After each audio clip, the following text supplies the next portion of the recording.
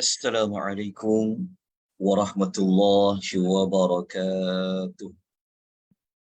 Alhamdulillahi rabbil alamin. Wassalatu wassalamu ala ashrafil anbiya'i wal mursalin. Wa ala alihi wa sahbihi ajma'in.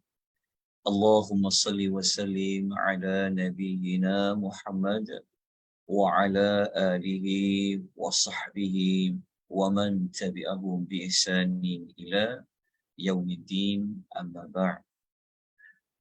Muslimin dan muslimat, tuan-tuan dan puan-puan yang Allah rahmati lagi Allah kasih sekalian, rahimani wa rahimakumullah. Pertama dan selama-lamanya kita mengucapkan syukur yang tidak terhingga kepada Allah Subhanahu wa taala malam ini yang merupakan kelas gantian yang sepatutnya kita telah pun sama-sama melaluinya pada sesi jam 10.30 pagi. Namun ada halangan yang tidak dapat dielakkan. Kita asalnya kita tangguh pada pukul 3 petang. Namun saya juga tidak dapat berada di hadapan laptop pada jam 3 petang. Jadi saya berada di luar dan Alhamdulillah malam ni dapat juga kita meneruskan siri yang ke-8 pada malam ini, yang mana kita pada hari yang semalamnya iaitu hari Sabtu kita telah sama-sama melalui siri yang ke-7, kelas kita yang ke-7, minggu yang ke-7, yang mana kita telah pun sama-sama mengetahui bahawasanya di dalam Al-Quran, terutama dalam suratul Baqarah, pada juzuk yang pertama kita telah mengetahui ada lebih kurang bermula daripada kesalahan yang ke-7, ke-7, ke-8, 9, 10, 11, 12. Terserah saya, kita ada membincangkan 12. Maknanya ada 6 jenis kesalahan yang dilakukan oleh orang-orang Yahudi. Jadi pada malam ini kita akan sambung bermula kesalahan yang ke-13. Dan kita cuba sasarkan malam ini dalam tempoh lebih kurang kita ambil dalam sejam. Kita akan sampai insya-Allah sehingga nombor 17. Kita bermula daripada kesalahan 13, 14, 15, 16, 17. Maksud kita akan kupas 5 jenis kesalahan pada malam ini, yang mana kesemua jenis kesalahan ataupun kita kata kecurangan yang dilakukan oleh orang Yahudi ini lebih daripada 30. Jadi jika tuan-tuan ingin mendapatkan jumlah senarai 30 lebih kesalahan orang Yahudi ini, maka tuan-tuan kena merujuk pada nota siri yang pertama. Pada nota siri yang pertama, kita telah senaraikan kesalahan-kesalahan orang Yahudi hanya merujuk kepada juzuk yang pertama. Sebenarnya ada lebih daripada 32. Jadi kita baru sampai memberi kupasan yang ke-12. So kita mulakan yang ke-13, tapi sebelum itu saya mohon kerja sebaik saudara perempuan untuk memberikan maklum balas. Adakah suara saya dapat didengari dengan jelas ataupun jelas? Okey, alhamdulillah. Syukur pada Allah. Baik. Kita lanjutkan.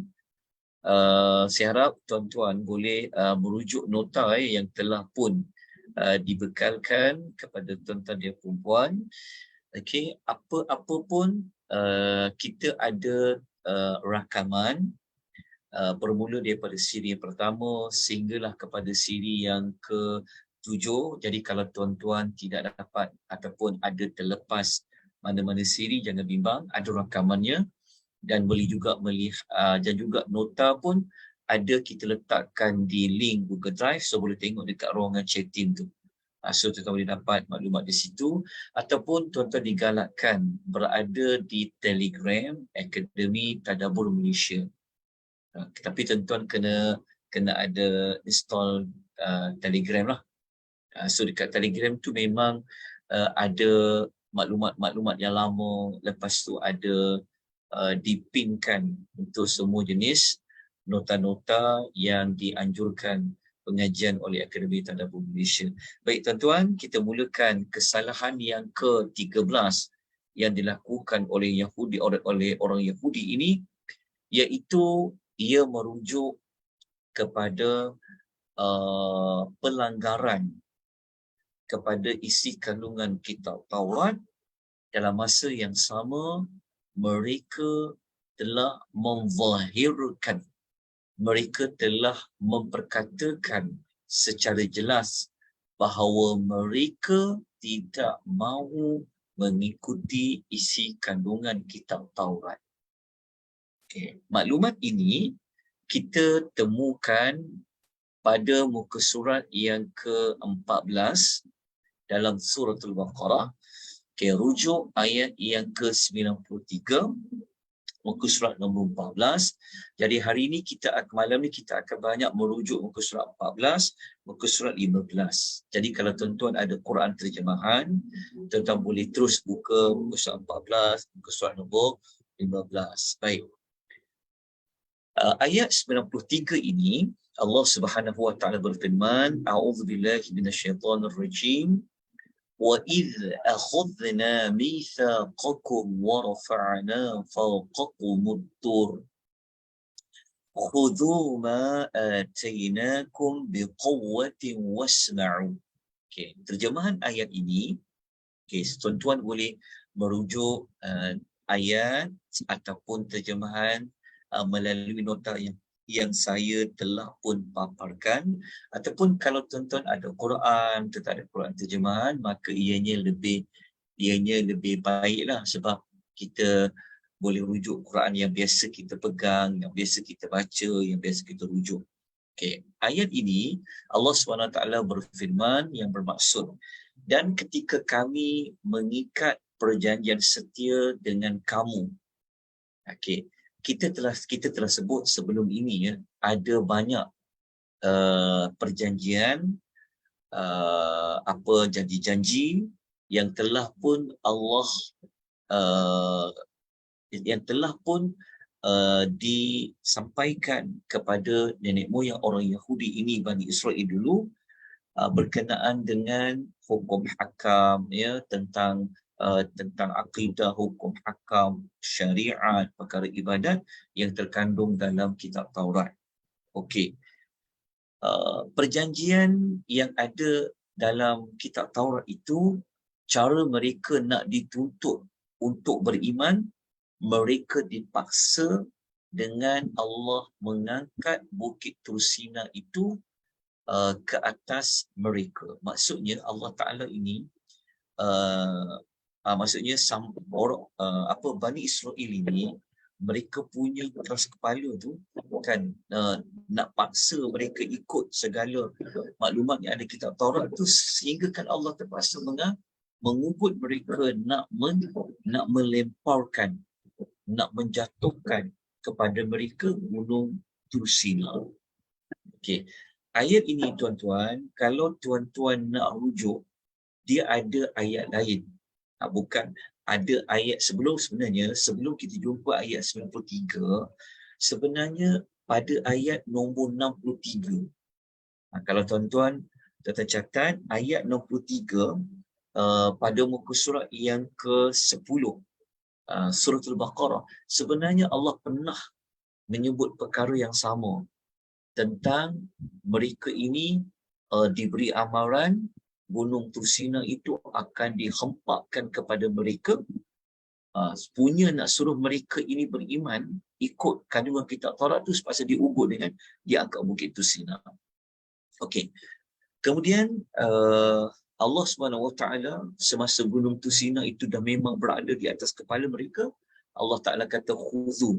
Allah kata, kalau kita baca pada ayat tu, Allah kata ambillah. Ambillah tu maksudnya apa? Ikut. segala kandungan kitab Taurat ni yang kami berikan kepada kamu, merujuk kepada kitab Taurat. Ambil dia dengan sungguh-sungguh.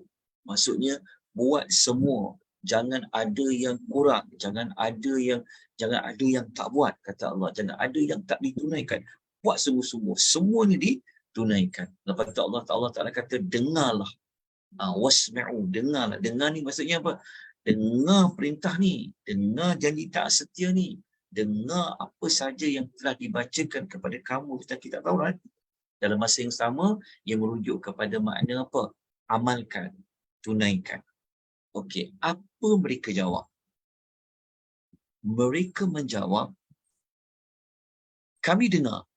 Dia kata, okey, kami dengar apa yang disampaikan kepada kami, tetapi kami tidak mahu mematuhinya. Kalau kita baca ayat itu, mereka mengatakan apa? Allah mengatakan, mereka mengatakan qalu sami'na wa 'asaina. Mereka kata, kami telah dengar, okey, janji setia itu kami dengar, okey, kami dah tahu, tapi sebenarnya mereka kata mereka tidak mahu mematuhinya. Cuma para ulama tafsir, mereka berbeza pandangan dalam menjelaskan bila nenek moyang orang Yahudi ini, Bani Israel ini di zaman Nabi Musa itu, mereka mengatakan mereka mengingkari. Adakah ia merujuk kepada mereka cakap dalam hati ataupun merujuk kepada mereka cakap secara lisan ataupun mereka tunjukkan mereka tidak mematuhinya dengan bentuk perbuatan. Maksudnya walaupun mereka cakap, okey, kami dengar, okey, apa yang telah dibacakan kepada kami, tetapi kami tidak mematuhinya. Tidak mematuhi itu, ulama tafsir berbeza pendapat. Ada yang kata mereka tak cakap, tapi cakaplah hati je. Mereka sebenarnya memang tak nak ikut pun. Okey, dengar-dengar, tapi tak nak ikut. Ada yang kata memang mereka cakap jelas, mereka memang tak nak ikut.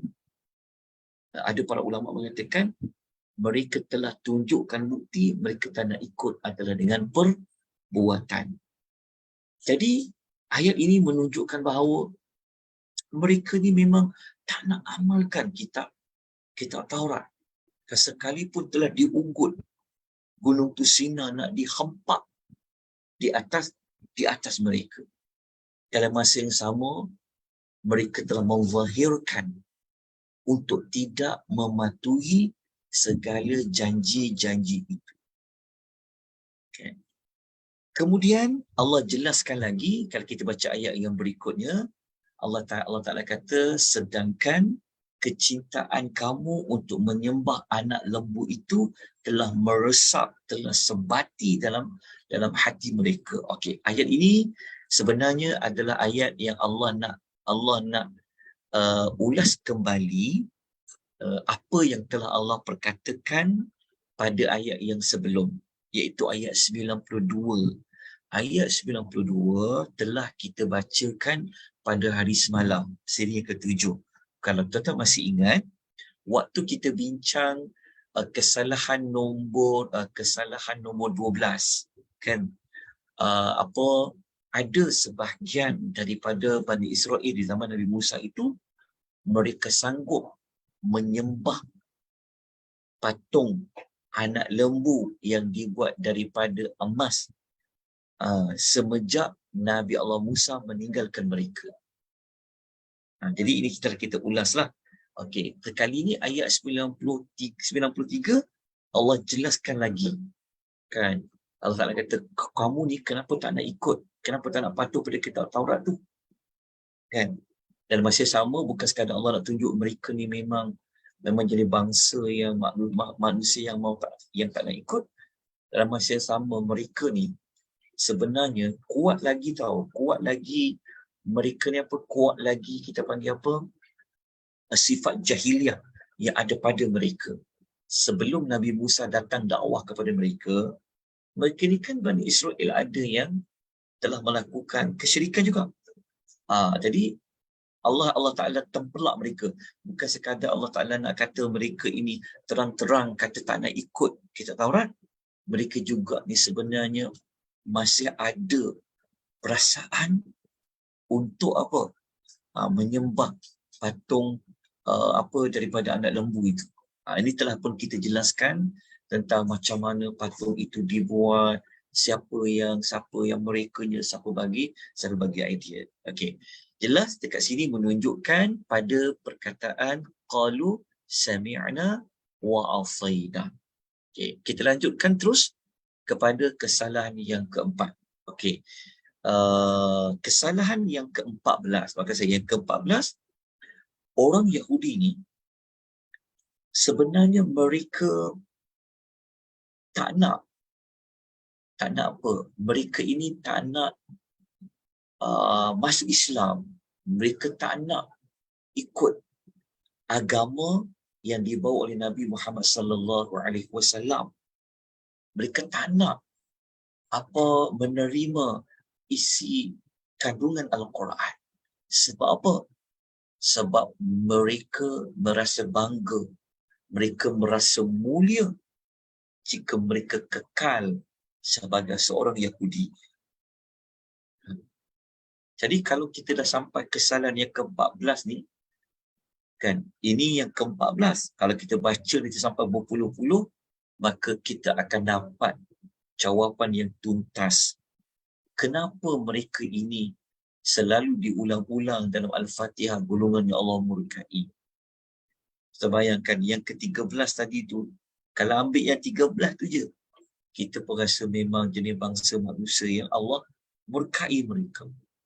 Kan? Okey, yang ke-14, mari kita lihat macam mana mereka ni tak nak terima Islam, tak nak terima Muhammad sebagai seorang rasul. Okey.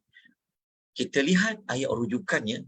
Okey, ayat rujukannya adalah ayat yang ke-94. Kita masuk muka surat nombor 15. Cuba tuan buat sematkan.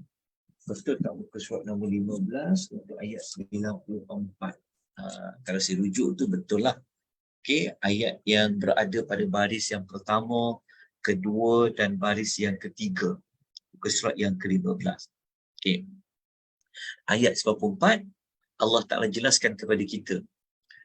Qul in kanat lakumud darul akhiratu indallah. Allah Ta'ala meminta kepada Nabi SAW untuk berdialog.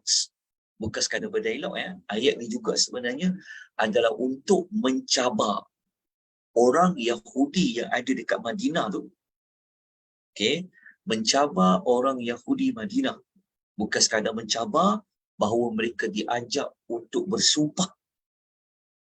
Okey, katakanlah wahai Muhammad kepada orang Yahudi Madinah, in kanat lakumud darul akhiratu indallahi khalisah. Okey, Allah Ta'ala minta Nabi cabar orang Yahudi Madinah ni. Kan kata cabar macam mana? Dia cabar orang Yahudi Madinah, kalau syurga yang ada di akhirat tu nanti telah menjadi hak istimewa untuk kamu di sisi Allah. Okey. Sekejap ya. Okey. Yang mana syurga di hari akhirat yang menjadi istimewa untuk kamu nanti di hari akhirat di sisi Allah tak boleh dicampuri oleh orang lain. Dipanggil khalisah. Khalisah itu maksudnya kamu saja yang dapat, oleh takkan dapat. Okey. Lepas tu kena buat apa? Fatamannaul maut in kuntum sadiqin. Maka cabar mereka, tak mereka bersumpah, harapkanlah mati jika kamu adalah orang yang benar. Okey, maksudnya apa? Okey, ayat ini menunjukkan bahawasanya orang Yahudi ini mereka berpandangan bahawa mereka ni istimewa. Siapa yang bukan Yahudi, dia adalah golongan manusia yang hina. Manusia yang tak disayangi oleh Allah. Mereka tak boleh masuk syurga. Hanya Yahudi je boleh masuk syurga. Allah kata kepada kita pada ayat 94. So kalau ada orang Yahudi yang kata tak ada pun cakap macam tu, Al-Quran menyatakan. Okey, nak kuat lagi kenyataan ini. Okey, saya terus ambil ayat 111. Ayat 111 muka surat 17 dalam Quran. Okey, ayat 111 ni sebenarnya tuan-tuan, kita akan gunakan sewaktu membincangkan kesalahan yang ke-23 nanti.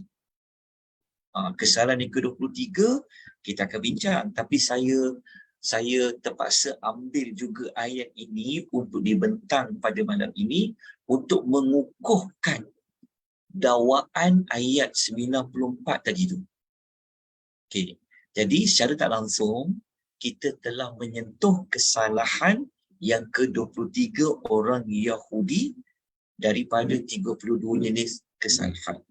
Okey, nanti waktu kita masuk yang ke-23 kita dah tak kupas lagi. Okey. Mari kita lihat ayat dia 111. Allah Subhanahu wa taala menyebutkan waqalu, dan mereka ni siapa? Iaitu orang Yahudi ke orang Nasrani. Mereka ini kedua-dua kumpulan ni mengatakan apa? Lan, selama-lamanya. Okey. Yadkhulul jannata, tak akan masuk syurga. Mereka, okey, orang Yahudi ni kata tak ada orang lain forever and ever, tak ada orang lain boleh masuk syurga, kami je Yahudi. Lepas tu yang Nasrani pula cakap apa? Tak ada orang lain selama-lamanya akan masuk syurga, hanya yang beragama Nasrani saja akan masuk syurga. So dua-dua puak ni dia saling mengatakan mereka sahaja yang layak masuk syurga. Okay, kita boleh baca pada ayat tu, sebab ayat tu kata apa? Illa man kana hudan au nasara. Boleh faham ayat ni ya? Okey. Maknanya orang yang ikut Nabi Muhammad tak masuk syurga lah. Kan? Orang yang beragama Islam tak masuk syurga. Okey. Lepas tu dalam ayat ini Allah Ta'ala kata apa? Tilka amaniyuhum. Allah Ta'ala kata apa? Itu hanyalah angan-angan mereka saja. Ayat ni jelas menunjukkan bahawa mereka memang tak akan masuk syurga. Apa yang mereka dakwa tu hanyalah dakwaan semata-mata. Okey, jelas ya? Okey, lepas tu Allah Ta'ala minta kepada Nabi SAW untuk mereka apa? Kul hatu burhanakum in kuntum sadiqin. Katakanlah wahai Muhammad kepada mana-mana orang Yahudi, kepada mana-mana orang Nasrani, kan, kalau mereka dakwa mereka saja yang layak masuk syurga, sila bawakan bukti-bukti, hujah-hujah yang menguatkan apa yang mereka dakwa tu, kalau mereka orang yang benar. So agak-agak tuan-tuan dan puan-puan ya, ada tak mana-mana orang Yahudi yang boleh membawa bukti bahawa orang yang bukan Yahudi tak akan masuk syurga? Ada tak mana-mana orang Nasrani yang dia mendakwa dia saja layak masuk syurga, orang lain tak masuk syurga? Jawapannya sudah pasti tidak ada. Yang pasti mereka lah yang akan masuk dalam api neraka. Okey, kalau dah faham ayat ini, maka saya nak kembali ayat 93 tadi. Yang mana ayat 93? Okey, kalau tuan-tuan nak tahu dengan lebih jelas, bukan lebih jelas, yang ni pun dah jelas lah, tapi nak menguatkan lagi maklumat ini, tuan-tuan boleh rujuk ya, dalam surah Al-Ma'idah. Saya tunjukkan tuan-tuan nota yang kami pernah membincangkan tentang kitab Taurat. Okey, sewaktu kita belajar kitab Taurat dulu, memang ada dakwaan orang Yahudi mengatakan mereka ni mulia. Mulia macam mana? Mari saya tunjukkan ayatnya. Okey, kita tengok. Saya kena buka sekejap lagi ya. Kejap. Saya tunjukkan satu nota kat tuan-tuan. Nota pasal kitab Taurat. Sekejap Okey, kita tunjukkan Saya tunjuk ayat saja sebentar lalu. Okey, kita tak nak kupas, cuma saya nak tunjukkan ayat itu dengan jelas supaya kita nampak bahawa orang Yahudi ni bukan mereka mendakwa mereka saja yang layak masuk syurga. Orang Nasrani pun macam itu juga. Tetapi sebenarnya mereka ni salah sangka, mereka mengatakan mereka ni adalah kekasih Allah. Mereka adalah anak Allah. Okay, kita tengok ayat dia. Okey, saya tunjukkan dekat tuan-tuan dan puan-puan. Okey, ayat ini waktu kita bentang siri yang ke-14 ya dalam kitab Taurat tu, saya tunjukkan. Okey. Okey. Okey, cuba tuan nampak tak slide yang saya paparkan ni? Saya paparkan slide apa ya? Tajuk dia apa ya? Isu 3, ahli kitab ialah anak Allah dan kekasihnya. Ya, okey, jelas. Alhamdulillah. Ini adalah bukti. Okey, yang jelas menunjukkan salah sangka ahlul kitab. Mereka itu salah sangka terhadap Allah Subhanahu Wa Taala. Ini ayat dia. Kita boleh tengok nanti kalau surah Al-Quran terjemahan, kita terus catat. Sebab ni dekat dalam surah Al-Maidah ni. Surah yang kelima ayat nombor 18, muka surat 111. Pada Quran tu terus dia buka, dia tanda kat situ. Yang mana ayat ini orang Yahudi kata apa? Ahli kitab kata apa? Wa qalatil yahudu wan nasara nahnu abna'ullahi wa ahibba'u. Tengok, mereka kata apa? Orang Yahudi Nasrani kata apa? Kami ni anak-anak Allah. Kami adalah kekasih-kekasih Allah. Nampak? Mereka menganggap bahawa mereka lah yang mulia. Mereka ni adalah anak Allah. Mereka adalah kekasih-kekasih Allah. Okey. Satu lagi ayat saya nak tunjukkan dekat tuan-tuan adalah ayat dalam surah Al-Jumu'ah. Okey, surah yang ke-62 ayat 6 sampai ayat 7, muka surat 553. Kita akan tengok bahawasanya orang Yahudi ini mereka tersalah sangka. Bukan tersalah sangka, mereka buat sangkaan yang salah dengan sengaja. Tengok Allah kata apa? Allah mengatakan, "Qul ya ayyuhalladzina hadu in za'amtum annakum awliya'u lillahi min dunin nas." Itu dekat potongan ayat tu. Terjemahan dia apa? Katakanlah wahai Muhammad, cabar mereka. Katakan, wahai orang Yahudi, jika kamu menganggap kamu sahaja orang yang dikasihi oleh Allah, bukan orang lain, maka mintalah mati. Ini kita telah kupas kenapa dicabar minta mati itu. Di sini membuktikan bahawa orang Yahudi ni mereka mendakwa merekalah orang yang dikasihi oleh orang lain. Selain daripada mereka, tidak menjadi kekasih Allah, tidak disayangi oleh Allah. Sebab itu mereka boleh sampai mendakwa syurga ini milik mereka, bukan milik orang lain. Kalau nak dapatkan lagi alasan yang lain, agak-agak tuan-tuan lah ya, kalau alasan lain lah kenapa mereka boleh kata mereka ni adalah kekasih Allah, mereka disayang oleh Allah, bukan orang lain. Kenapa Yahudi dia boleh sampai fikir tahap macam tu? Antara sebab dia, siapa boleh berikan jawapan ini? Sebab ramai para nabi daripada kalangan mereka, orang Bani Israel. Ya, jazakillahu khairah.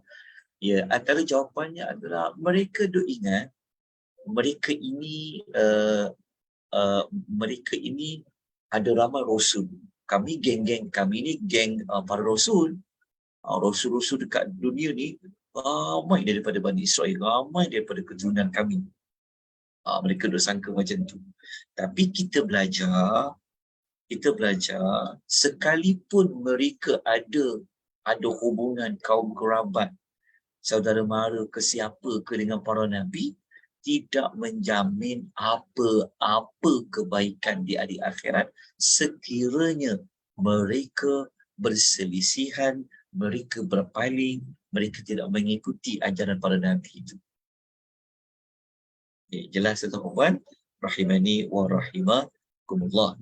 Lepas tu kalau kita baca, ingat lagi waktu siri yang pertama dulu, kita telah sebutkan kan, siri yang pertama dan kedua juga kita telah kupas bahawa memang ada ayat Quran kata orang Yahudi ini, mereka ini, nenek moyang mereka ini adalah manusia yang terpilih, yang banyak Allah berikan nikmat kepada mereka.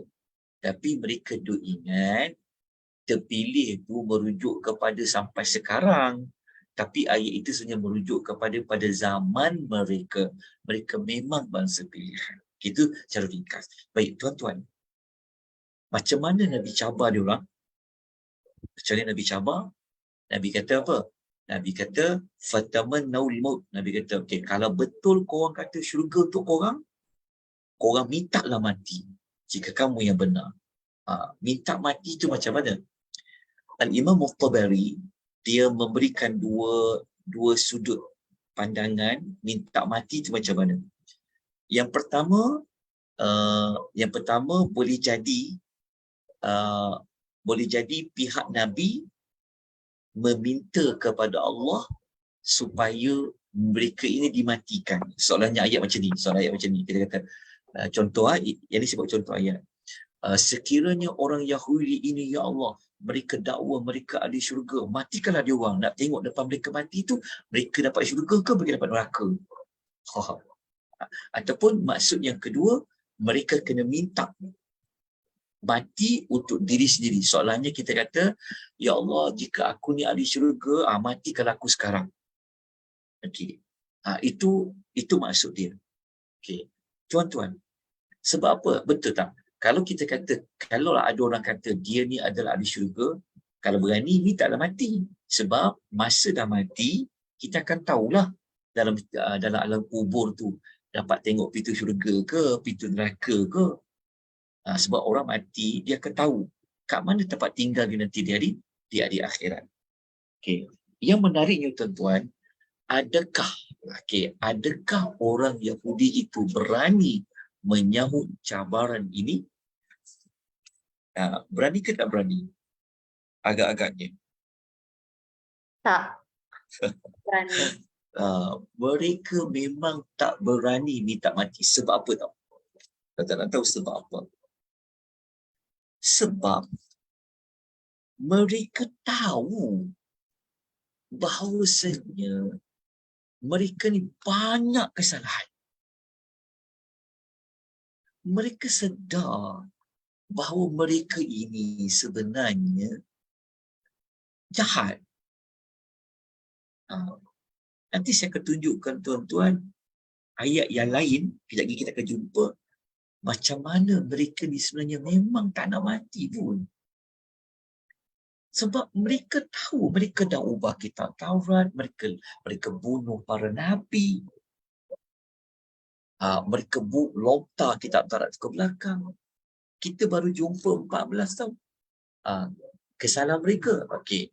Tuan-tuan, kenapa mereka juga tidak minta untuk mereka mati? Okey. Antara sebabnya adalah, saya nak nukilkan kepada tuan-tuan ya. Saya nak nukilkan kepada tuan-tuan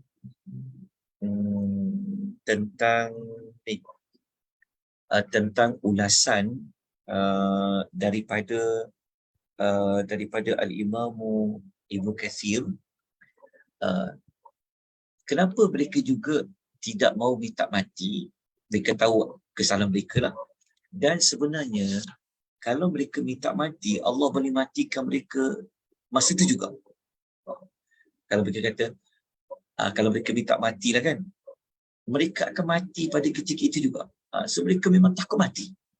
Yahudi ni mereka memang takut mati. Kita tengoklah sekarang kan, macam orang Yahudi kan, takut dengan berperang, takut untuk berdepan dengan musuh. Itulah orang Yahudi. Bukan sekadar takut mati pada ketika itu, mereka pun tahu kalau mati ni, ke mana mereka pergi. Okey. Jadi tuan-tuan puan rahimani rahimakumullah, ini adalah kesalahan yang keberapa tadi? Yang ke-14. Okey. Jadi kita nak teruskan dengan kesalahan yang berikutnya iaitu yang ke-15. Okay, saya harap dua pelanggaran, dua kesalahan tadi dapat menambahkan lagi keimanan kita kepada Rasul, kepada Al-Quran. Kita rasa bangga, kita rasa bertuah apabila kita memilih Islam. Kita rasa satu nikmat yang besar apabila kita berada pada jalan Islam. Kita ikut Quran, kita berada di atas jalan siratal mustaqim. Oleh kerana itu juga, kenapalah kita selalu minta kepada Allah ghairil maghdubi alaihim. Rupa-rupanya ini di antara jawapan dia. Kesalahan ke-15, orang Yahudi ini melampau mereka cinta pada dunia. Nak tahu tak, tahap melampau dia cinta pada dunia ni, dia ada kaitan dengan takut mati itu juga. Okay, mari kita lihat ayat rujukannya. Okey, ayat nombor 96, muka surat nombor 15, tuan-tuan. Ayuh, mari kita buka Al-Quranul Karim. Okey, saya sempat tengok dekat ni ya, tengok dekat ruangan chatting ni. Okey, saya tengok ada datang Sri Datuk Syamsiah ni, Masya Allah, tabarakallah. Okey, beliau menjelaskan bahasa Yahudi sombong dan ego dengan status mereka sendiri memandangkan apa mereka di kalangan ramai para nabi. Ya, betul. Ini terdapat kita ulas. Okey, satu pengukuhan. Okey, kemudian Nixon pula kata ni, mereka juga cinta dan rakus dengan dunia. Jawapan dia benar. Okey, mari kita lihat apa yang Allah katakan. Jadi satu, kita panggil apa, rezeki untuk kita yang rahmat dapat kita belajar, betul tak? Selama ni kita dah tahu Yahudi. Tapi kita tak sempat untuk mendalaminya. Jadi Alhamdulillah, sebab itu kita nak buat juga. Tak dapat buat pagi, kita buat petang. Tunggu-tunggu petang, Allah cancel pula. Alhamdulillah, malam ni dapat juga buat. Okay, tengok ayat nombor 96. Allah Ta'ala kata apa? Okay, Allah Ta'ala kata, Allah berfirman, وَلَا تَجِدَنَّهُمْ أَحْرَصَ النَّاسِ عَلَى حَيَاتٍ وَمِنَ الَّذِينَ أَشْرَكُوا. Dan sesungguhnya engkau, wahai Muhammad, akan dapat tengok, okey, orang Yahudi ini, mereka ini, okey, kejap ya. Okey, mereka ini adalah manusia yang paling tamak kepada kehidupan dunia, melebihi ketamakan orang musyrikin. Okey, saya akan jelaskan maksud ayat ini. Okey, kalau kita baca setakat ini, kita dapati orang Yahudi ni rupa-rupanya lebih tamak kepada dunia berbanding orang musyrikin. Penyembah bahaya, kan? Contohnya orang Arab musyrikin ni, berbanding orang Arab musyrikin dengan ahlul kitab seperti orang Yahudi ni, ahlul kitab ni lebih tamak kepada dunia. Kenapa tau? Mari kita baca lagi ayat dia, nanti kita akan dapat sebanyak jawapan dia. Yawaddu ahaduhum law yu'ammaru alfasanatin. Setiap seorang dari mereka, okey, setiap seorang dari mereka ini, saya ambil pentafsiran Al-Imam Al-Tabari kata, setiap seorang dari mereka ini dikembalikan kepada cerita orang musyrikin tu. Orang musyrikin tu. Okey, setiap seorang daripada mereka orang musyrikin itu mengharapkan agar dia boleh hidup 1000 tahun. Okey, mereka mengharapkan mereka dapat hidup umur panjang. Berapa kiraannya? 1000 tahun. Okey. Kalau ayat ini kata orang musyrikin ini, mereka harap sangat mereka boleh hidup lama sampai 1000 tahun, agak-agak orang Yahudi akan minta umur mereka berapa ribu tahun. Sebab apa? Sebab kita baca ayat depan tadi itu, orang Yahudi lebih tamak daripada orang musyrikin terhadap dunia. Kalau orang musyrikin itu, kata Imam Al-Tabari, meminta kepada Allah kalau boleh nak umur 1000 tahun, maka orang Yahudi lebih lagi daripada 1000 tahun. Okay, kenapa? Maksudnya, kenapa sampai tahap macam tu keinginan orang Yahudi? Okay. Tuan-tuan, orang Yahudi ini sebenarnya mereka tahu, mereka mengetahui, percaya hari kiamat tu. Betul tak? Betul ke tak betul? Macam mana kita boleh kata orang Yahudi tu dia tahu pasal hari kiamat? Kan tadi ayat sebelumnya mereka cakap apa? Kan mereka cakap syurga tu layak untuk kami. Betul tak? Tidak ya. Kan orang Yahudi kata apa tadi? Syurga ni layak untuk kami je. Siapa tak orang Yahudi dia tak layak untuk syurga. Maknanya mereka memperakui adanya hari pembalasan tu. Ia berbeza dengan orang musyrikin Mekah. Sebab kita belajar orang musyrikin Mekah ni mereka memang sangsi, mereka ragu-ragu. Mereka tak percaya kalau mati boleh hidup balik semula. Kita jumpa isu tentang orang musyrikin ini tak percaya hari kiamat tu ada banyak dalam surah-surah Makkiyah.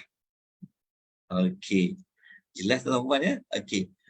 Jadi antara orang Yahudi dengan orang Arab musyrikin ni, bayangkan ya, orang Yahudi dia tahu adanya hari kiamat tu, adanya syurga, tetap adanya neraka.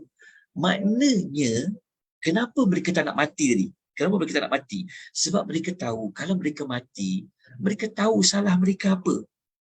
Jadi kalau mereka tahu salah mereka apa, maknanya mereka tak masuk syurga. Mereka akan masuk neraka lah. Jadi sebab itu mereka sangat berharap kalau boleh nak hidup lebih daripada 1000 tahun. Lebih lagi daripada impian orang Arab musyrikin Mekah. Sebab itu ayat tu Tuhan kata, manusia yang paling tamak kepada kehidupan dunia melebihi ketamakan orang musyrikin. Saya harap tuan jelas perbandingan ketamakan nak hidup lama ni berbanding orang musyrikin Mekah. Okey. Padahal Allah Ta'ala kata umur yang panjang yang mereka minta tu 1000 tahun ke, lebih 1000 tahun ke, tidak akan dapat melepaskan mereka daripada azab Allah Subhanahu wa Ta'ala. Dan Allah Ta'ala kata wallahu basirun bima ya'malun. Allah Maha melihat apa yang telah mereka lakukan. Mereka tak boleh berlepas diri. Betul tak? Okeylah, kalaulah Allah bagi umur mereka, ambillah 10,000 tahun pula. Contohlah kan 10,000 tahun pun. Mereka takkan dapat lari daripada azab Allah tu. Sebab apa? Sebab Allah melihat apa yang mereka dah buat. Allah melihat mereka pinda kitab Taurat. Allah melihat mereka pernah bunuh para nabi.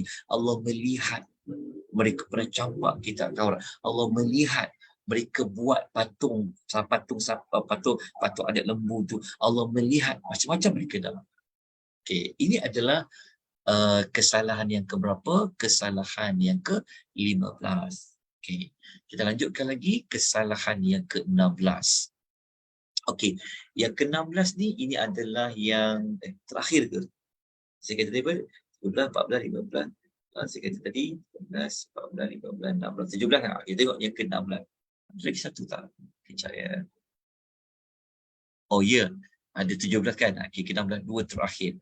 Okey, setakat ni tuan-tuan dan puan-puan, jelas ke apa yang saya sampaikan? Ada mana-mana maklumat yang perlu saya ulang? Jelas. Ada ke? Jelas. Alhamdulillah. Takut malam-malam ni kan penat kan? Okey. Jadi kita teruskan yang ke-16. Orang Yahudi ni, mereka ini bukan sekadar mereka bermusuh dengan para nabi mereka, mereka juga bermusuh dengan malaikat Jibril. Mereka menyampah dengan malaikat Jibril. Mereka mengisytiharkan malaikat Jibril itu adalah musuh mereka. Sedangkan mereka terlupa malaikat Jibril itu utusan siapa? Siapa yang ciptakan mereka? Okey. Kita dapatkan dulu dalam ayat berapa yang menyebut maklumat ini. Kita rujuk dua ayat ya. Ayat 97 dan 98 dalam surah Al-Baqarah, muka surat nombor 15. Okey. Ayat ini Allah Ta'ala berfirman, A'udzubillahi minasyaitonirrajim. Qul man kana aduwwan li Jibril fa innahu nazzalahu ala qalbika biidhnillahi musaddiqan lima baina yadayhi wa hudaw wa bushra lil mu'minin. Tengok Allah kata apa? Allah Ta'ala kata, katakanlah Muhammad, cakap pada mereka orang Yahudi Muhammad, sesiapa yang memusuhi Jibril, maka sebabnya ialah bukan sebab apa pun, tapi sebenar-benarnya mereka marah sangat dekat Jibril itu kerana Jibril itu menurunkan Al-Quran ke dalam hati kamu dengan izin Allah. Kerana Al-Quran yang Jibril turunkan itu mengesahkan kebenaran kitab-kitab yang ada di hadapannya. Maksudnya kitab-kitab sebelumnya macam Al-Quran mempertahankan isi kena kitab Taurat dan kitab-kitab yang lain. Dan Quran itu menjadi petunjuk, memberi khabar gembira kepada orang yang beriman. Okey. Ayat ini, sebelum saya cerita sebab turun, ayat ini menunjukkan bahawa orang Yahudi ini mereka benci kat malaikat Jibril. Kenapa mereka benci?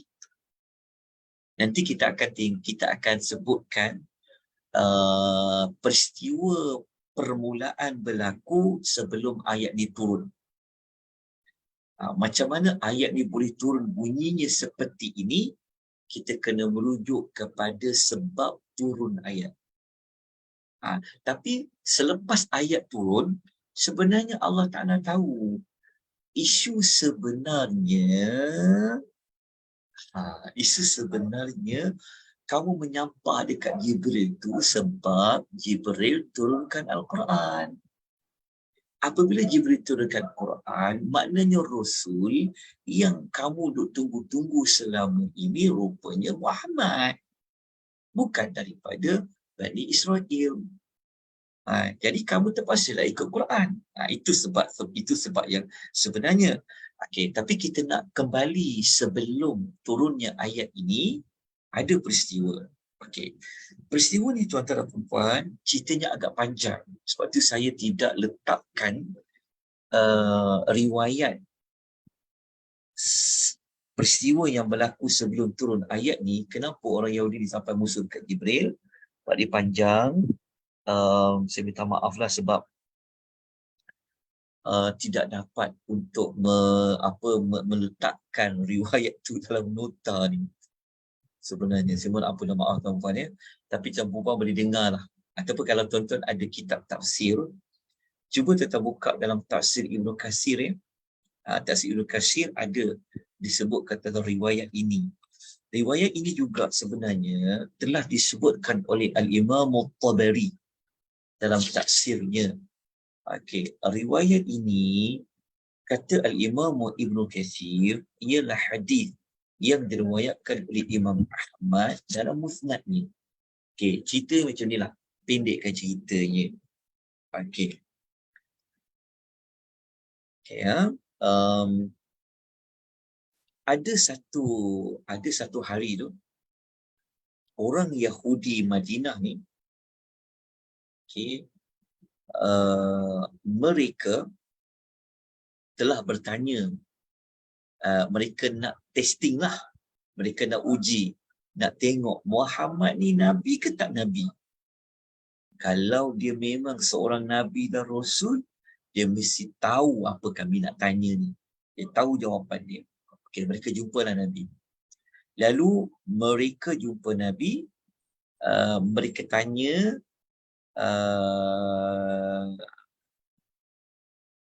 mereka cakap macam ni mula-mula kepada Nabi. Dia kata, wahai Abu Qasim, dia kata, engkau bagi tahu kepada kami apa jawapan dia yang kami nak tanya kepada engkau.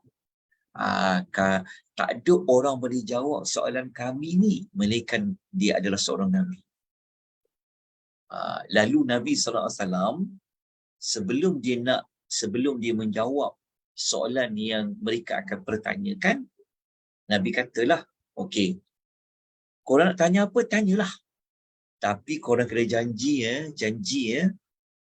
korang kena janji, jawab setelah aku jawab ke semua soalan kamu tu, kamu kena berjanji seperti mana Nabi Yaqub pernah mengambil janji pada anak-anaknya. Maksudnya Nabi SAW dia nak suruh orang-orang Yahudi ni membuat satu aku janji, buat macam satu akuan sumpah lah, buat akuan bersumpah secara lisan, seperti mana Nabi Yaqub pernah mengambil akuan sumpah daripada anak-anaknya kan. Nabi kata, kalau aku boleh jawab nanti, korang kena peluk Islam, korang kena janji akan ikut aku, mengiktiraf aku sebagai seorang Nabi, aku Rasul. Okey, orang Yahudi setuju tak? Orang Yahudi kata apa? Deal, okey, kami setuju. Okay. Nabi pun kata, okey, cuba tanya soalan apa yang kamu nak tanya. Okay. Mereka pun tanya 4 soalan. Mereka tanya 4 soalan. 4 soalan tu, pertama mereka tanya apa? Okey, makanan apa yang pernah diharamkan oleh Israel, iaitu Yaqub, ke atas dirinya sebelum diturunkan kitab Taurat? Maksudnya macam ni. Maksud dia, semasa dalam kitab Taurat ada maklumat yang Nabi Yaqub pernah tak nak makan sesuatu makanan. Okey, orang Yahudi kata, kami tak nak jawapan yang ada dalam kitab Taurat tu. Kami nak tahu sebelum turunnya kitab Taurat, apa makanan yang Nabi Yaqub tu dia tak nak makan. Okey, soalan nombor 2, bagi tahu kepada kami bagaimana bentuk air mani lelaki dan air mani perempuan, dan macam mana daripada air mani itu boleh tukar jadi anak lelaki, boleh tukar jadi anak perempuan. Ini soalan sains biologi ni. Okey. Nombor 3, mereka tanya. Okey, mereka tanya,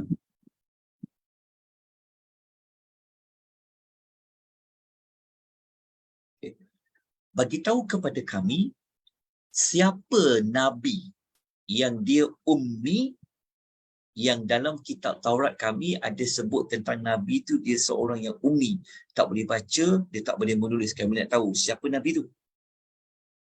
Dan yang keempat, dia kata, siapa malaikat yang akan menjadi penolong kepada Nabi yang buta huruf tu, yang ummi tu. Itu 4 soalan dia. Okay. Nabi pun jawablah soalan dia. Nabi kata, Nabi ulang sekali lagi. Aku jawab ni, korang ingat ya, korang kena tunaikan janji. Kau kena berpegang teguh kepada janji. Aku bagi jawapan ni. Okey, orang Yahudi pun setuju lagi lah. Dia kata, okey. Kami sudah janji. Okey.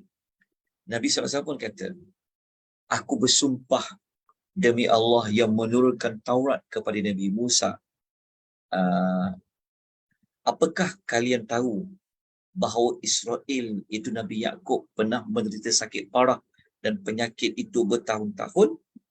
Pada waktu dia sakit itu, dia bernazar, jika Allah menyembuhkan dia dari penyakit itu, dia akan haramkan makan dan minuman yang paling dia suka untuk dirinya sendiri. Maksudnya Nabi SAW ni, dia tak jawab terus soalan tu tau. Dia tak jawab jenis makanan minuman tu. Nabi bagi jawapan lebih detail lagi.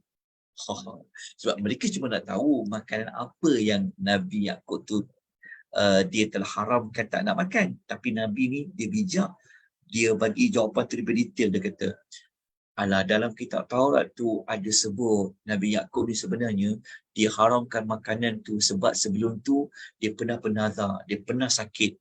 Pada sakit tu dia nazar, dia tak nak makan makanan dia paling suka. Okey. Dan makanan yang dia paling suka adalah daging unta, sedangkan minuman yang paling disukainya adalah susu unta. Itu jawapan Nabi kepada orang Yahudi. Orang Yahudi kata apa? Okey, betul. Okey. Lepas tu Nabi pun jawab, okey, ya Allah, engkau jadi saksi ya, mereka kata betul jawapan tu. Maknanya apa? Nabi kata, okey, satu dah betul, maknanya korang janji nak ikut aku. Okey, satu dah lepas dah. Okey. Nombor dua, Nabi pun kata, aku bersumpah demi Allah yang tiada Tuhan yang lain melainkan Allah yang telah menurunkan Taurat kepada Musa. Tidakkah kamu tahu air mani lelaki itu pekat, dia berwarna putih, sedangkan air mani perempuan itu dia berwarna, dia macam agak cair dan ia berwarna kekuningan. Yang ni saya wallahu ta'ala alam, nak cerita panjang pun tak dapat nak cerita lah kan. Okey, lepas tu Nabi kata dari kedua air mani itu tengok mana air mani yang lebih mendominasi. Dalam hadis tu kata kalau air mani kalau air mani itu dia kata, maksudnya Nabi kata macam mana jadi anak lelaki mengikut kepada air mani siapa yang lebih mendominasi. Kalau air mani itu lelaki lebih mendominasi, maka dia akan jadilah anak lelaki dengan izin Allah. Kalau air mani perempuan itu lebih mendominasi, maka lahir anak perempuan dengan izin Allah. Orang Yahudi kata apa? Okey, betul jawapan tu. Lepas tu Nabi kata apa? Ya Allah, saksikanlah ya jawapan aku ni betul. Mereka kata betul. Okey, lepas tu yang ketiga, Nabi kata apa? Nabi kata, dan aku bersumpah dengan nama Allah menurunkan Taurat kepada Nabi Musa. Apakah kamu tahu Nabi yang ummi itu, dia sebenarnya tidur dengan memejamkan mata, tetapi hatinya tidak tidur? Mereka jawab, ya. Sebenarnya Nabi nak cakap pasal Nabi lah. Kan Nabi tu dalam kitab Taurat kata, walaupun dia ummi, dia tak boleh baca, dia tak boleh menulis, kalau dia tidur nampak matanya terpejam, tapi sebenarnya hatinya tidak terpejam, hatinya hidup. Okey. Oh, Yahudi kata apa? Okey, betul. Nabi pun kata, bersaksilah wahai Tuhan, aku jawab betul. Okey. Kemudian Nabi kata, okey, lepas tu orang Yahudi ingat kesalahan nombor 4. Okay, orang Yahudi kata, okey, 3 tu dah betul. Okey, sekarang yang keempat ni, kau beritahu dekat kami Muhammad, siapa malaikat yang menjadi penolong kau? Jawapan yang kau jawab ni akan memberikan kami keputusan muktamad. Kami nak ikut engkau ke ataupun tidak? Tengok orang Yahudi. Tadi dah deal mula-mula kan? Kalau dapat jawab salah betul, dia nak ikut. Tapi yang keempat ni, dia orang macam tarik break. Tapi yang keempat ni, kami bergantung kepada jawapan kau Muhammad. Siapa malaikat yang akan tolong kau? Jawapan yang kau sebut ni, ia akan memberikan kami keputusan muktamad. Kami nak beriman ke kami tak beriman dengan kau? Nak ikut tak nak ikut kau? Nabi pun kata, sesungguhnya malaikat yang akan tolong aku itu, dia adalah malaikat Jibril. Dan Nabi SAW sebut, tidak ada mana-mana Nabi yang Allah utuskan, malaikat yang akan tolong para Nabi itu adalah Jibril. Tuan-tuan tahu orang Yahudi kata apa? Jawapan yang kau jawab inilah yang menyebabkan kami akan berpisah darimu. Kalau kau jawab malaikat lain, kami akan beriman dengan kau. Tapi disebabkan kau jawab Jibril, kami mengisytiharkan, kami tak nak ikut engkau. Nabi tanya dekat mereka, kenapa korang tak nak beriman kepada aku? Sedangkan aku sebut tentang Jibril. Kenapa dengan Jibril? Mereka pun jawab, kerana dia adalah musuh kami. Okey, tahu tak tuan-tuan? Kenapa tuan-tuan? Agak-agak kenapa Jibril tu menjadi musuh kepada orang Yahudi? Siapa boleh kongsikan? Tuan-tuan. Kenapa ya? Okey. Jibril membawa wahyu kepada Rasulullah. Okey, kalau kita baca pada ayat tadi tu, jawapan dia sebenarnya mereka marah dekat Jibril, betul tak? Sebab Jibril tu seolah-olah seperti penyokong Nabi Muhammad kerana bawa Al-Quran kan. Sebab Al-Quran tu kan cerita balik apa yang ada dalam kitab Taurat. Betul tak? Okey. Kalau kita baca dalam pendapat seorang tabi'in ya, namanya Mujahid ya, mengatakan bahawa orang Yahudi ni dia tak suka Jibril sebab Jibril ni dikaitkan dengan dia menurunkan azab, dia melakukan kekerasan, peperangan.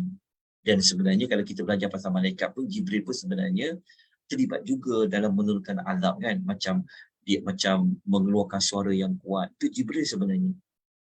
Okey. Jelas ya? Itu alasan mereka lah. Okey, lepas tu kalau kita baca dalam tafsir Ibnu Katsir, orang Yahudi ni mereka lebih gemar malaikat Mikail. Mereka tak suka Jibril. Okey. Jadi itu jawapan dia. Tapi sebenar-benarnya yang lebih tahu hati mereka kenapa nak bermusuh dengan Jibril, ayat kita baca ni lah. Okey ya, jelas ya cerita dia. Okey. Kemudian satu lagi ayat, Allah Ta'ala mengatakan, Allah buat kesimpulan macam ni. Allah kata, Man kana aduwan lillahi wa malaikatihi wa rusulihi wa jibril wa mikala fa inna Allah adu lil kafirin. Allah Ta'ala kata, siapa memusuhi Allah, dia musuhi para malaikat-malaikatnya, dia memusuhi rasul-rasulnya, terutama malaikat Jibril dan Mikail, dia itu sesungguhnya Allah Ta'ala akan apa? Sesungguhnya Allah akan menjadi musuh bagi orang-orang kafir. Okey. Allah Ta'ala buat dia punya kesimpulan macam ni. Formula dia mudah aja. Formula dia adalah siapa-siapa yang memusuhi Allah, dia memusuhi para malaikatnya. Maknanya Allah nak kata apa? Allah nak kata salah satu daripada malaikat Allah, kalau dia musuh, dia akan bermusuh dengan Allah.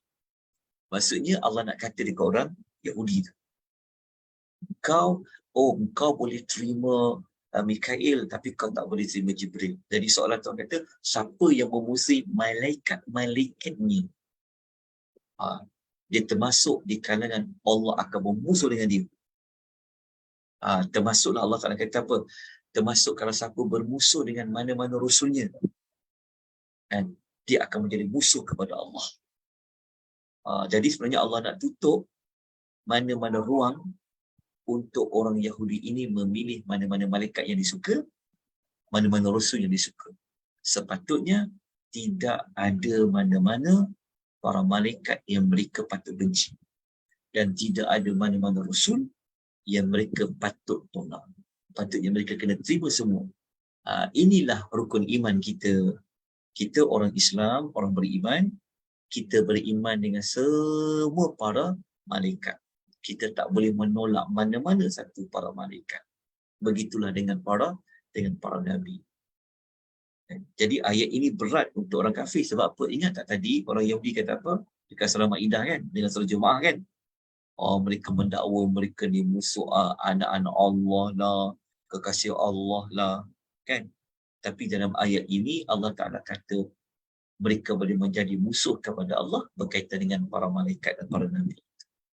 Jadi ayat ni juga mengatakan kalau kamu semua musuh Nabi Muhammad yang merupakan kepada salah seorang utusan Allah, maknanya mereka akan memusuh dengan Allah Subhanahu wa Ta'ala. Okey.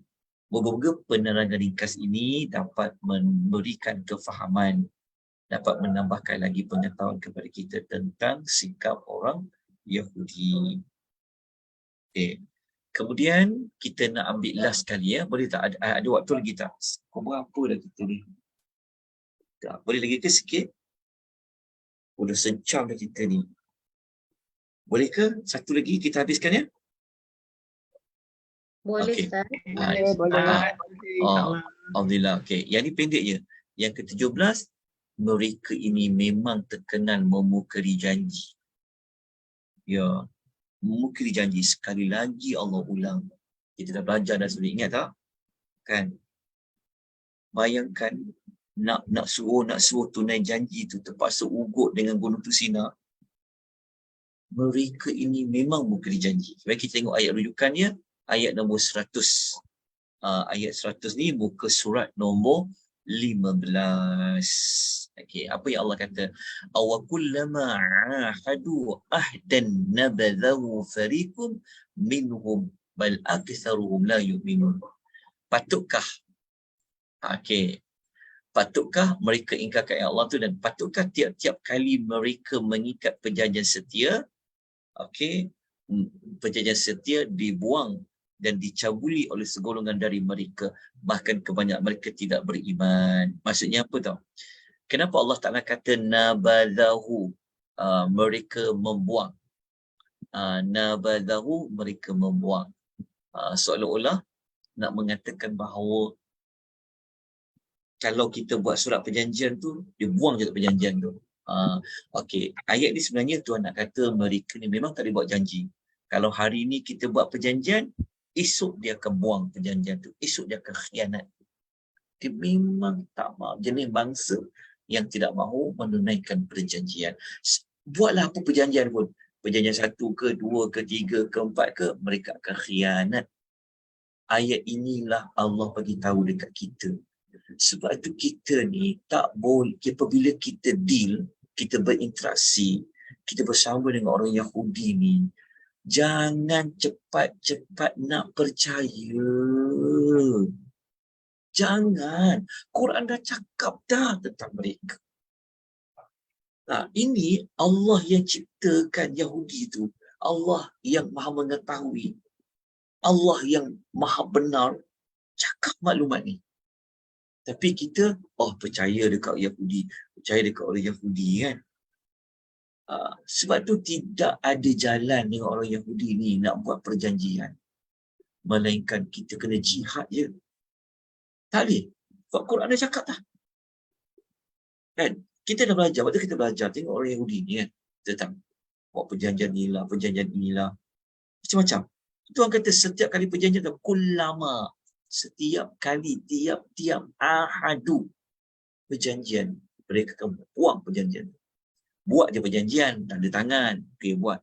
Tapi hakikatnya mereka memang tidak mahu mengikutinya. Jadi Allah ingatkan kepada orang beriman, hati-hati. Apabila berinteraksi dengan orang-orang Yahudi, apatah lagi apabila membuat sebarang perjanjian. Kita kata dengar boleh, percaya jangan. Ini Allah ingatkan kepada kita semua. Tapi itulah kita pelik ya.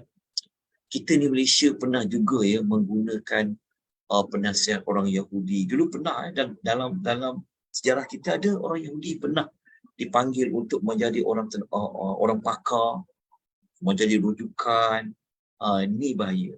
Dan Quran bagi tahu kepada kita, inilah Al-Quranul Karim. Baik, tuan-tuan dan puan, rahimani wa rahimakumullah.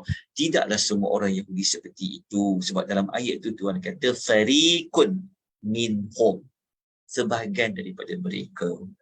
Kan? Tapi isunya sekarang kita tak tahu mana yang boleh tunai janji, mana yang akan khianat janji. Jadi berhati-hatilah dengan orang Yahudi. Inilah kesalahan yang terakhir sekali nombor 17 pada malam ini. Sebelum kita tamatkan, okey, ada apa-apa penambahan maklumat, persoalan, tuan-tuan? Okay. Adakah dekat MPPI? Ya, silakan Puan. Minta maaf Ustaz. Assalamualaikum Ustaz. Waalaikumsalam. Tadi daripada surah Al-Baqarah ayat 111, kan orang Yahudi ni dipanggil orang Yahudi selepas Rasulullah berhijrah ke Madinah. Sebelum tu dia orang ni macam banggalah yang dia orang ni Bani Israel daripada keturunan Nabi Yaqub. Kemudian daripada surah Al-Baqarah tu tiba-tiba ada menyatakan yang mereka yang beragama Yahudi. Tiba-tiba agama Yahudi pula. Daripada Bani Israel, orang Yahudi, kemudian dinyatakan agama Yahudi di sana. Saya kurang jelas sebenarnya, minta maaf Puan ya. Mula-mula dia mula-mula dia menyatakan daripada keturunan Nabi Yaqub. So we panggil dia Bani Israel kan. Dia orang so proud of the keturunan tu. Lepas tu bila Rasulullah berhijrah ke Madinah, dipanggil orang Yahudi. Kemudian dalam tadi surah Al-Baqarah tu ayat 111 ada dinyatakan yang orang-orang yang beragama Yahudi. Tiba-tiba ada beragama Yahudi daripada bangsa jadi beragama Yahudi di sana. Ini soalan ni sebenarnya dia berkaitan dengan Yahudi tu adakah dia bangsa ataupun agama. Yahudi dia cover dua-dua. Dia cover pada bangsa, dia cover juga merangkumi juga adalah agama. Okey. Kalau kita rujuk balik pada siri yang pertama, kalau kita tengok nota untuk siri 1 kan, mungkin Puan ikut tak untuk siri 1? Ada. Okey, kalau kita ingat balik dekat siri 1 tu, okey sekejap saya tunjukkan. Kita telah sebutkan bahawasanya panggilan, sekejap ya, kita tengok mana tu istilah ni. Okey. Yahudi Bani Israel kan? Okey. Saya sebutkan sekejap ya. Okey, ini saya ringkaskan. Tengok kat sini. Okey. Ni saya pendekkan. Okey, mana ni dia jawapannya? Okey. Dua jenis Israel ini Bani Israel. Okey, lafaz Yahudi kan? Okey.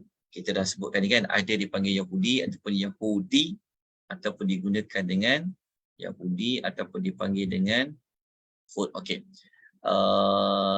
Jawapannya begini. Apa yang menggelarkan mereka ini dengan gelaran Yahudi adalah Allah. Okay. Allah menggelarkan mereka itu adalah Yahudi.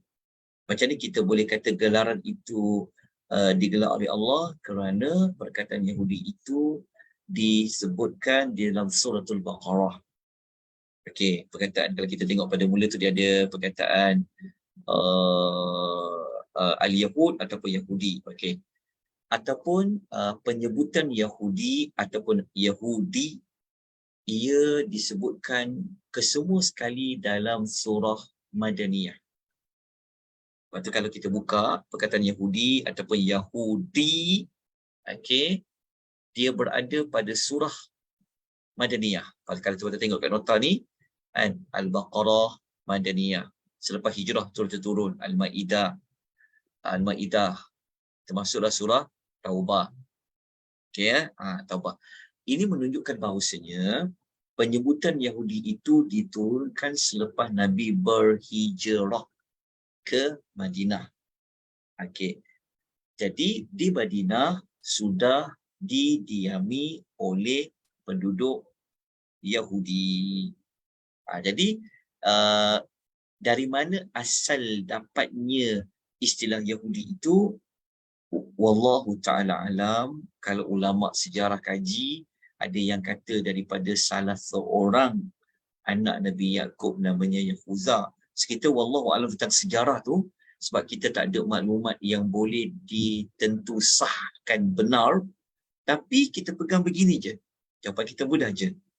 Setelah Nabi berhijrah ke Madinah, okey, ada 7 surah, ada 7 tempat, dan semua itu surah adalah surah Madaniyah, seperti mana surah Al-Baqarah, yang Allah menggelarkan mereka Yahudi.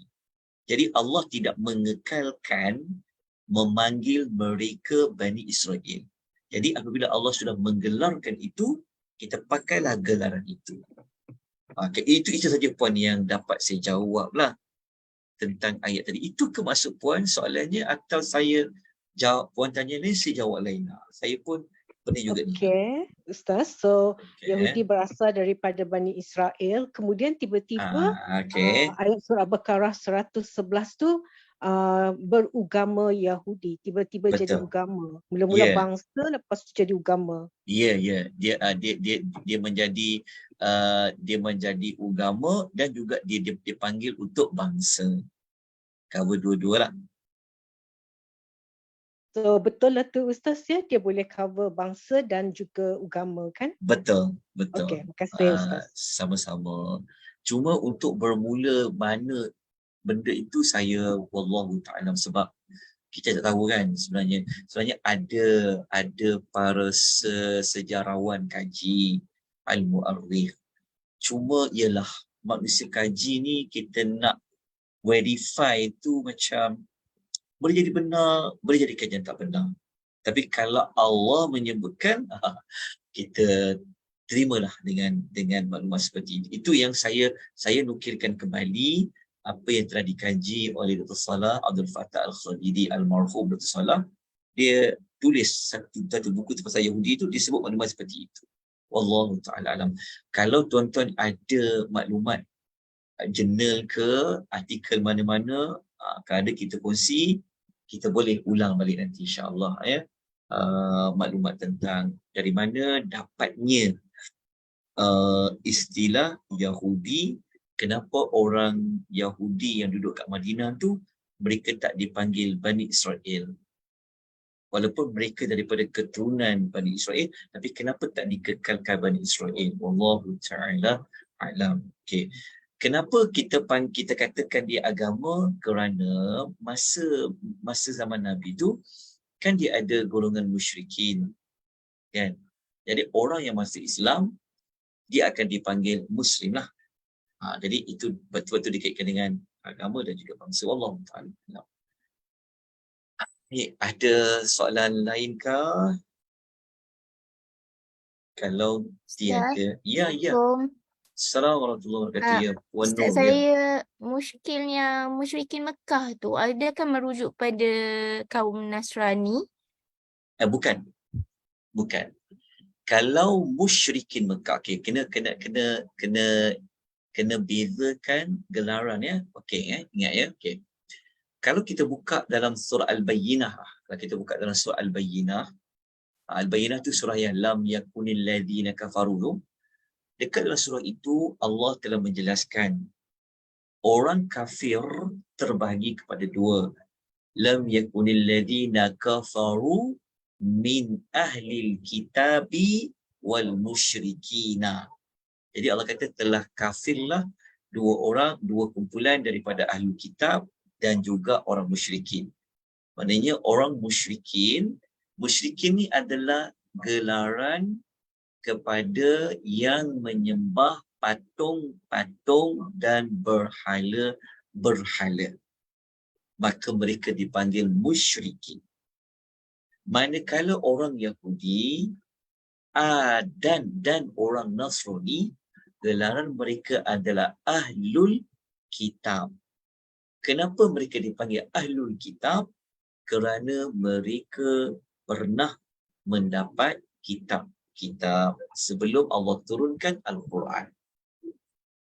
Jadi, walau bagaimanapun, ahlul kitab, iaitu Yahudi dengan Nasrani, mereka adalah secara umum, mereka adalah kafir. Manakala orang musyrikin, mereka juga adalah kafir. Cuma kekafiran mereka itu berlainan dari sudut apa? Dari sudut nama tadi itulah. Itulah perbezaan dia. Musyrikin. Okay. Jelas tak? Alhamdulillah, jelas Ustaz. Kira macam diorang ni ahli kitab ni terpelajar lah kan. Maksudnya diorang sedar tapi diorang tak nak kan. Ya. Betul. Sebab itu mereka ada kitab. Kalau macam orang Arab musyrikin, mereka belum dapat lagi Quran. Faham kan? Mereka belum ada Quran kan. Nabi datang pun akhir hujung-hujung kan, selepas Nabi Isa alaihi salatu wassalam. Betul orang Yahudi ini sebelum Nabi datang pun mereka menjadi rujukan lah kepada orang kafir. Ingat tak yang 4 soalan tadi tu kan? Maknanya mereka dah ada ilmu yang lebih awal lah daripada orang Arab musyrikin. Okey. Jelas maklumat tu? Jelas, alhamdulillah. Okey, alhamdulillah. Okey. Ada apa-apa penambahan maklumat? Kalau saya tersalah menerangkan jawapan, tolong betulkan yang puan ya. Kita sama-sama belajar ya. Saya pun tidaklah ada maklumat yang banyak ya, dengan kadar yang saya tahu, saya jawab dengan mana saya tahu. Tapi kalau tersalah dan ada bukti-bukti yang lebih kuat, insya-Allah kita sama-sama betulkan. Okey, kalau tiada apa-apa, kita pun dah 10.35, 1 jam kita bersama pada malam ini. Saya maaf ya kerana terpaksa ganjak sampai waktu malam. InsyaAllah kita bertemu lagi minggu depan, siri ke-9 hari Sabtu, siri ke-10 hari Ahad. Jam sama, tak tukarlah pagi. Okey. Kalau tuan-tuan rasa malam itu lebih bersesuaian, tolong maklumkan juga. Kalau ada apa-apa malam tu rasa macam pagi ni macam kejar-kejar juga, 10.30 pagi, Sabtu lagi, Ahad lagi kan. Tolong maklumkan, bagikan pendapat. Setakat ni saya masih kosong Sabtu malam dengan Ahad malam Isnin lah. Lepas tu kita boleh gunakan. Okey. Malam esok, kalau tuan-tuan ada kesempatan, kita jumpa lagi. Okey, kita jumpa lagi hari Isnin malam Selasa dengan tajuk dengan tajuk fakta sebenar di sebalik kisah-kisah para nabi. Kita akan bincangkan lagi beberapa fakta tentang Nabi Allah Sulaiman alaihi salatu wassalam. Okey, salatu wassalam, tentang fakta-fakta yang kadang-kadang tak boleh difahami secara bacaan surat. Nak kena dikupas dia supaya tak tersalah maklumat. Contoh macam Ratu Sabak, dia angkat kain nampak peha tu kan, nampak betih tu kan. So kalau kita baca ayat, fakta tu betul, tapi kenapa takut nanti orang salah faham, kata Nabi Sulaiman ni saja nak tengok betis Bilqis tu, contoh. So fakta-fakta yang macam tu kita akan kupas dia supaya tidak ada salah faham. InsyaAllah itu kita akan jumpa pada esok malam. Okey, saya setuju ada sahabat kita minta dia nak buat poll dekat grup WhatsApp tu. Kalau boleh buat kat Telegram pun saya alu-alukan. Saya alukan, boleh buat. Nanti saya maklum pada saya kita boleh buat kan poll tu, tak pendapat untuk kelas pasal Yahudi dalam Al-Quranul Karim. Baik, terima kasih banyak semua. Jazakumullah khair. Yang baik itu adalah daripada Allah, sempurna itu adalah dari Allah. Ilmu yang kita peroleh ini pun sebenarnya adalah kurniaan dan rahmat dari Allah Subhanahu wa taala. Saya sekadar menyampaikan dengan kadar yang mampu. Kalau ada kekurangan sama ada pada penyampaian, pada jawapan yang saya jawab ataupun pada nota yang saya kongsikan, mohon ampun dan maaf. Saya ucapkan jazakumullah khair. Saya doakan semua mendapat ganjaran dari Allah, juga mendapat keberkatan dari Allah. Barakallahu fikum. Aku qouli hadza wa astaghfirullahal azim wa billahi taufiq. Wassalamualaikum warahmatullahi wabarakatuh.